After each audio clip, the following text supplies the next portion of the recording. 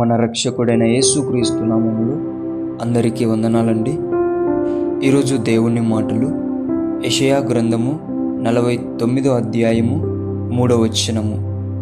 ఇశ్రాయేలు, నీవు నా సేవకుడవు, నీలో నన్ను మహిమపరుచుకొనేదని ఆయన నాతో చెప్పెను. ప్రియ దేవుని బిడ్డలారా, నీవు దేవునికి అవకాశం ఇస్తావా? ఆయన ఏమంటున్నాడో తెలుసా? నీలో ఆయనను మహిమపరుచుకుంటాడంట.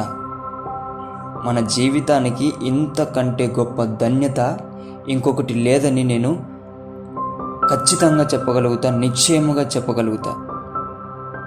ఎంత మంచి అవకాశం దేవుడిస్తున్నాడండి.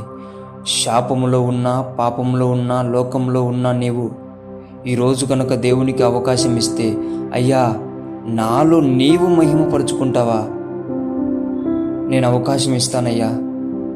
నేను శాపంలో ఉన్నాను, పాపంలో ఉంటున్నాను, లోకంలో ఉంటున్నాను, కానీ నీవు మాట్లాడిన మాటను బట్టి నేను నీకు దాసునిగా, నేను నీకు కుమారునిగా, నేను నీకు సేవకునిగా నేను ఉంటానని ఎవరైతే దేవుని చింతకు వస్తారో ఆయన వారిలో నుండి దేవుణ్ణి మహిమపరచుకుంటూ ఉంటున్నాడు. ప్రియ దేవుని బిడ్డలారా, నీలో నుండి దేవుడు మహిమపరచబడాలంటే నీవు ఆయనకు అవకాశం ఇచ్చి చూడు.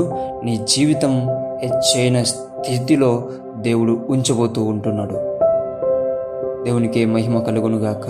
దేవుడి మాటలను దీవించునుగాక. ప్రార్థించుకుందాం. యేసయ్యా, మీకు వందనాలు ప్రభువా. ఎవరినైతే నీవు నాన్న తండ్రి సేవకులుగా ఇష్టపడుతూ ఉంటున్నావో వారి జీవితాలు శాపములో, పాపములో, లోకములో ఉంటున్నాయేమో వారు గుర్తించినైనా ఈరోజు వారి జీవితాన్ని నీకు ఇస్తే గనక వారిలో నుండి నీవు అధిక మహిమ పొందమని ప్రార్థిస్తున్నామయ్యా. వారి జీవితాలను హెచ్చైన స్థితికి తీసుకెళ్ళమని యేసు నామములో ప్రార్థిస్తున్నాం తండ్రి. ఆమేన్.